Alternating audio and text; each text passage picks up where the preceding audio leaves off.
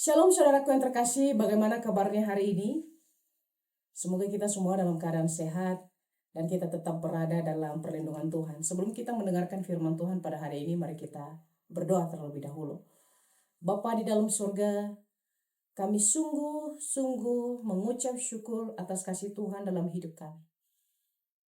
Dalam segala persoalan kehidupan kami masih bisa diberi kesempatan untuk kami bisa mendengarkan firman Tuhan. Terima kasih karena Tuhan masih mengetuk hati kami untuk kami mau belajar firman Tuhan. Tolong kami Tuhan untuk mengerti setiap kata demi kata, memahami kebenaran firman dengan baik. Dalam nama Tuhan Yesus kami berdoa. Amin. Saudara yang terkasih, di dalam kehidupan kita sehari-hari kita sering kali mendengar orang berkata, mengapa ini terjadi dalam hidup? Bukankah Tuhan seharusnya menolong kehidupan saya? Toh saya orang percaya. Toh saya sering beribadah. Toh saya sering rajin berdoa. Tapi kenapa ini terjadi dalam hidup saya?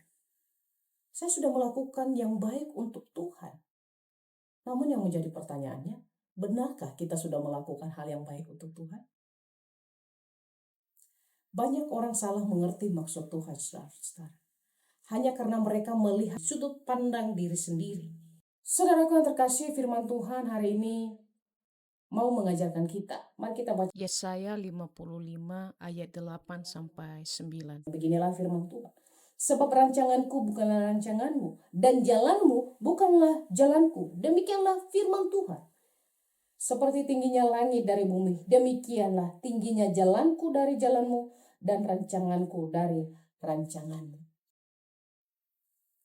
Hal ini mau menegaskan kepada kita saudara-saudara bahwa pikiran dan cara kerja Tuhan melampaui logika saya dan saudara. Kalau kita melihat latar belakang ayat ini muncul dalam konteks Tuhan menegur bangsa Israel yang hidup jauh dari kehendaknya.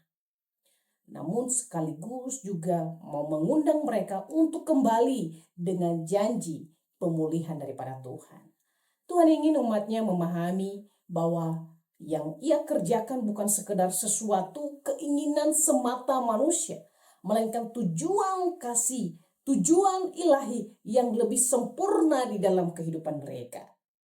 Kata rancangan dalam ayat ini berbicara tentang maksud, keputusan, dan tindakan Tuhan yang melekat pada sifatnya sebagai Allah yang berdaulat.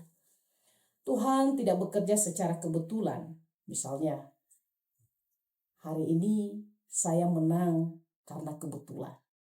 Hari ini saya dapat bonus dari bos saya karena kebetulan. Tidak.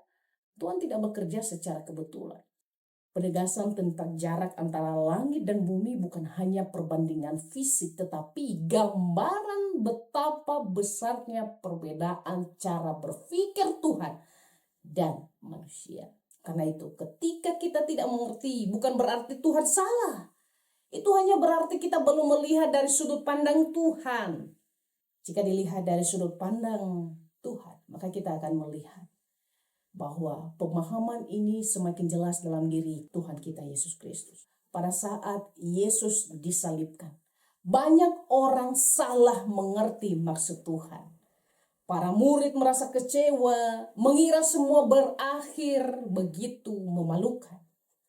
Orang-orang menganggap Yesus gagal dalam perjalanan kehidupannya. Namun salib yang tampak sebagai kekalahan justru adalah rencana Tuhan yang sudah direncanakan jauh-jauh hari. Dan itu sudah terstruktur, dirapikan sama Tuhan. Bukan sebuah kebetulan Kristus disalib. Tapi Tuhan sudah mengatur itu dengan sedemikian. Pada waktu Yesus disalib, ia tidak berhenti dari disalib. Ia mati, turun ke dalam kerajaan maut. Tapi pada hari ketiga, ia bangkit, memberikan kemenangan. Itulah Tuhan sudah rencanakan dengan sedemikian. Kita hanya melihat apa yang terjadi hari ini. Kita hanya menyaksikan apa yang terjadi hari ini. Tapi kita tidak tahu setelah itu seperti apa.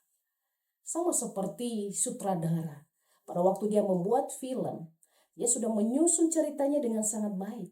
Tapi kalau kita penonton di rumah menyaksikan film itu ditayangin di layar lebar, Kita hanya melihat setiap episode 1, 2. Dan seterusnya kita tidak tahu akhir dari film itu seperti apa. Apakah mereka bahagia sebagai peran utama, atau pada akhirnya mereka akan dipisahkan, atau mereka disatukan dan lain sebagainya. Kenapa? Hanya sang sutradara lah yang tahu bagaimana skenario dari video atau film tersebut. Tuhan juga demikian. Tuhan melihat semuanya dengan sangat jelas. Karena Dia yang punya kita. Dia yang menciptakan saya dan saudara. Dia yang mengatur skenario dengan sangat baik. Maka jangan pernah salah menilai Tuhan dalam setiap aspek kehidupan kita. Jangan terburu-buru salah paham terhadap Tuhan. Ketika doa kita seolah-olah tidak dijawab ya oleh Dia, ketika jalan kita terasa tertutup, atau ketika hidup kita merasa bahwa tidak berjalan sesuai dengan harapan kita, ingatlah mungkin Tuhan sedang mengarahkan kita menjauh dari bahaya yang tidak kita lihat. Mungkin Tuhan sedang mengajar kita untuk menjadi sosok pribadi yang lebih baik. Seperti seorang pelatih yang melatih seorang atlet dengan begitu keras. Tujuannya bukan untuk menyakiti atlet itu, melainkan untuk menguatkannya menjadi pribadi yang kuat. Tuhan pun membentuk hidup kita dengan cara yang luar biasa, yang kadang-kala tidak nyaman, tetapi penuh kasih. Hari ini, marilah kita belajar percaya kepada Tuhan, lebih daripada mengandalkan pengertian kita sendiri. Ketika kita tidak mengerti maksud Tuhan, jangan langsung menyalahkan Tuhan, meninggalkan Tuhan. Jangan langsung mengeluh, jangan langsung menjauh, jangan langsung tidak ke gereja. Datanglah kepada Dia. Berdoalah kepada Dia. Serahkan semua ke dalam tangan Dia. Karena saya percaya satu hal. Tuhan tidak pernah salah merancang hidup kita. Mari kita berdoa. Bapa di dalam surga, seringkali kami gagal bagaimana Tuhan membimbing hidup kami. Seringkali kami mengatakan bahwa Tuhan tidak mengasihi kami. Seringkali kami mengatakan cara Tuhan ini menyakitkan sehingga kami meninggalkan Tuhan. Ampuni kami Tuhan jikalau kami seringkali gagal memahami cara Tuhan bekerja. Tetapi satu hal yang kami percaya, Tuhan selalu ada bersama dengan kami. Dalam nama Tuhan Yesus, kami serahkan firman Tuhan hari ini dan tolong kami untuk melakukannya dalam hidup kami. Amin.